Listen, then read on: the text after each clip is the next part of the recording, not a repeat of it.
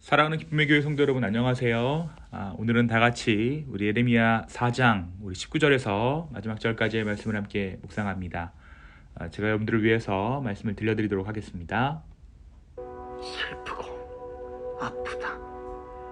내 마음속이 아프고 내 마음이 답답하여 잠잠할 수 없으니 이는 나의 심령이 나팔소리와 전쟁의 경보를 들음이로다. 패망이 연속하여 온 땅이 탈취를 당하니 나의 장막과 휘장은 갑자기 파멸되도다. 내가 저 깃발을 보며 나팔소리 듣기를 어느 때까지 할꼬. 내 백성은 나를 알지 못하는 어리석은 자여 지각이 없는 미련한 자식이라. 악을 행하기에는 지각이 있으나 선을 행하기에는 무지하도다. 보라, 내가 땅을 본즉 혼돈하고 공허하며 하늘에는 빛이 없으며 내가 산들을 본즉 다 진동하며 작은 산들도 요동하며 내가 본즉 사람이 없으며 공중의 새가 다 날아갔으며 보라, 내가 본즉 좋은 땅이 황무지가 되었으며 그 모든 성읍이 여호와의 앞 그의 맹렬한 진노 앞에 무너졌으니 여호와께서 이와 같이 말씀하시기를 이 온 땅이 황폐할 것이나 내가 진멸하지는 아니할 것이며 이로 말미암아 땅이 슬퍼할 것이며 위에 하늘이 어두울 것이라.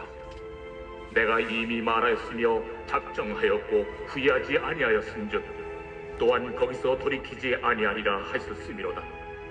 기병과 활 쏘는 자의 함성으로 말미암아 모든 성읍 사람들이 도망하여 숲에 들어가고 바위에 기어 오르며 각 성읍이 버림을 당하여 거기 사는 사람이 없나니.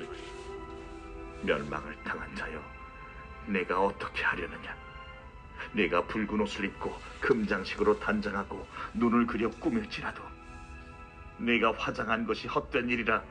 연인들이 너를 멸시하여 네 생명을 찾느니라. 내가 소리를 들은즉 여인의 해산하는 소리 같고 초산하는 자의 고통하는 소리 같으니 이는 시온의 딸의 소리라. 그가 헐떡이며 그의 손을 펴고 이르기를 내게 화가 있도다. 죽이는 자로 말미암아 나의 심령이 피곤하도다 하는도다.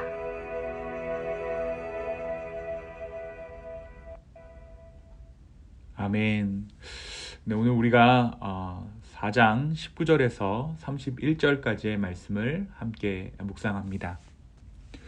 네, 어제 예레미야 4장 18절까지의 말씀을 통해서 우리는 임박한 하나님의 심판을 경고하는 예레미야의 메시지를 함께 나누었습니다. 예레미야는 하나님의 심판 때에 가장 놀라게 될 무리가 다름 아닌 선지자와 제사장 무리라는 것을 말하면서 그들이 얼마나 하나님의 사랑을 왜곡하고 사람들을 현혹했는지에 대해 지적합니다. 하지만 이 모든 경고의 메시지의 핵심은 회복입니다. 회개할 때, 돌이킬 때 하나님께서는 남유다의 백성들에게 진정한 회복을 약속해 주십니다. 오늘 말씀 19절에서 예레미야는 남유다의 현실과 임박한 하나님의 심판 때문에 창자가 뒤틀리는 고통을 느낀다라고 토로합니다.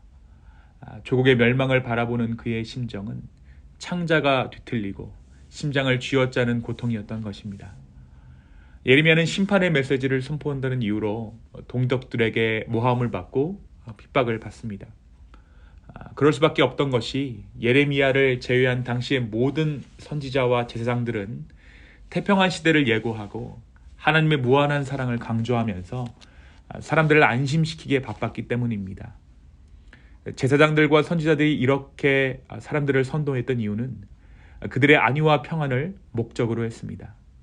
자신이 맡고 있던 그 시대에 하나님의 심판이 임한다는 것은 제사장들과 선지자들이 그들의 직무를 유기하고 있다는 또 다른 증거가 되기에 당시의 선지자들은 그리고 제사장들은 임박한 심판의 메시지를 애써서 무시하면서 오히려 예레미야를 핍박했던 것이죠. 예레미야 한 사람이 희생하면 모든 것이 조용하다라고 생각했기 때문입니다. 예레미야는 이렇게 자신이 핍박받는 고통보다 조국 이스라엘이 하나님의 임박한 심판의 메시지를 무시한 채 여전히 회개하고 있지 않음에 더 고통스러워합니다. 결국 그의 메시지는 실현될 것이고 그의 조국 이스라엘의 멸망을 바라볼 수밖에 없기 때문입니다. 그의 메시지는 철저히 외면당하고 있고 유다 민족은 그들의 행악을 그치지 않습니다. 그리고 오늘 말씀 28절이 기록하고 있는 대로 하나님의 심판 또한 취소되지 않습니다. 23절에서 26절의 메시지는 우리로 하여금 창세기 1장의 말씀을 떠올리게 합니다. 심판 후에 이스라엘은 혼돈과 공허만이 가득했던 세상과도 같이 혼돈하고 공허하다라고 이야기하고 있죠. 무엇이 하나님의 창조를 부정하고 하나님의 심판을 통해 창조 이전의 세계로 돌아가게 하였습니까? 그것은 다름 아닌 이스라엘의 죄악입니다. 유다의 죄악이, 이스라엘의 죄악이 하나님의 창조를 부정하고 있다라고 이야기하는 것이죠. 하나님의 창조와 구원과 이 모든 은혜에 역행하는 것이 바로 이스라엘의 우상 숭배였고 그들의 죄악이다라는 것을 오늘 말씀이 이야기하고 있는 것입니다. 하지만 오늘 말씀에서도 하나님은 심판 중에 긍휼의 마음을 내비치십니다. 하늘이 무너지는 것 같은 엄중한 심판을 내리시더라도 가지만 꺾으시고 회복을 위한 그루터기는 남겨두시기로 하신 것입니다. 하나님의 징계하시는 목적에는 파괴하심 너머의 회복이 있고 그 동기에는 진노보다 강한 긍휼이 있다는 것을 오늘 말씀 예레미야 4장의 후반부의 말씀을 통해 우리는 다시 한번 확인할 수 있는 것입니다. 사랑하는 성도 여러분, 오늘 말씀은 우리에게 무엇을 말해주고 있습니까? 오늘 말씀은 우리에게 이 세상의 악행과 이 세상의 죄악에 대해 과연 우리는 안타까워하는 마음이 있는가라는 것을 오늘 말씀이 묻고 있습니다. 예레미야가 이스라엘의 죄악 가운데 토로하는 오늘의 심정을 한번 보시기 바랍니다. 오늘 말씀 19절과 20절을 새 번역으로 읽으면 이렇습니다. 아이고 배야, 창자가 뒤틀려서 건질 수 없습니다. 아이고 가슴이야, 심장이 몹시 뛰어서 잠자코 있을 수가 없습니다. 재난에 재난이 꼬리를 물고 일어납니다. 온 나라가 황무지가 됩니다. 호련히 나의 천막집도 무너지고 순식간에 나의 장막집도 찢깁니다. 그렇습니다. 예레미야는 이스라엘의 악행과 임박한 심판 앞에 그들을 조롱하고 그들을 비난했던 것이 아니라 안타까워하고 있습니다. 바로 이것이 하나님의 마음을 품은 선지자의 심정이었던 것입니다. 예레미야는 남유다의 죄악의 결과가 결국 자신의 장막을 무너뜨릴 것을 예고합니다. 다시 말해 그들의 죄악이 바로 자신의 죄악이며 그들을 향한 심판이 자신을 향한 심판임을 부인하지 않았던 것입니다. 사랑하는 성도 여러분, 오늘 나는 죄인들을 향해 이 죄악된 세상을 향해 어떠한 마음을 품고 있습니까? 세상의 죄는 나와는 상관없는 죄악으로 생각하면서 죄인들을 정죄하고 오히려 심판하고 있지는 않습니까? 오늘 깨어있는 선지자 예레미야의 마음이 바로 우리의 마음 되어서 세상을 위해 중보함으로 나아갈 수 있는 저와 여러분 되기를 예수님의 이름으로 축원합니다. 바로 그때 오늘 말씀 31절이 이야기하는 것처럼 이스라엘이 스스로 죄를 자복하고 돌아오는 그날을 꿈꾸며 예레미야가 고백했던 것처럼 세상이 주께로 돌아오는 놀라운 일이 우리의 삶 가운데, 우리가 살고 있는 이 땅 가운데 이루어질 줄로 믿습니다. 두 번째 오늘 말씀은 우리의 죄는 하나님의 창조를 부인하며 역행한다라는 사실을 이야기합니다. 이스라엘의 죄로 인해 그들은 하나님께서 창조하신 세상이 무너지는 것을 경험하게 될 것입니다. 23절에서 25절의 고백대로 심판의 때에는 땅이 혼돈하고 공허하며 하늘의 빛도 전혀 보이지 않을 것입니다. 모든 산이 진동하고 모든 언덕이 요동합니다. 아무리 둘러보아도 사람 하나 없으며 하늘을 나는 새도 모두 날아가고 없을 것입니다. 그렇습니다.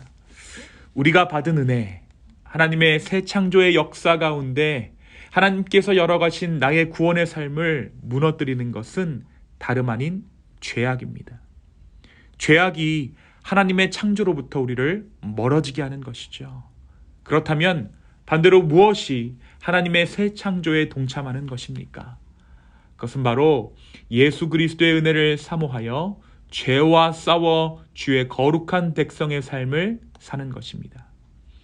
오늘 우리의 삶이 창조에 역행하는 삶이 아니라 예수 그리스도로 말미암은 새로운 창조에 동참하는 저와 여러분의 삶 되기를 예수님의 이름으로 축원합니다.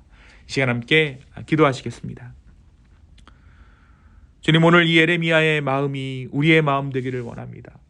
창자가 뒤틀리고 심장이 뛰어 잠을 이룰 수 없는 예레미야의 마음, 그 마음을 우리가 세상을 보았을 때 동일하게 품는 은혜가 우리의 삶 가운데 있게 하여 주시옵소서. 주님, 또한 우리의 죄악이 하나님의 창조로부터 멀어진다는 것을 우리가 깨달아 다시 한번 주의 은혜 가운데 거하기를 소망합니다. 예수님의 복음으로 내 삶이 다시 한번 새로워지기를 소망합니다. 주여, 우리의 삶을 긍휼히 여겨 주시옵소서. 우리의 삶 가운데 다시 한번 주의 복음을 선포하여 주시옵소서. 감사합니다. 이 모든 말씀 살아서 역사하시는 예수님의 이름으로 기도하였습니다. 아멘.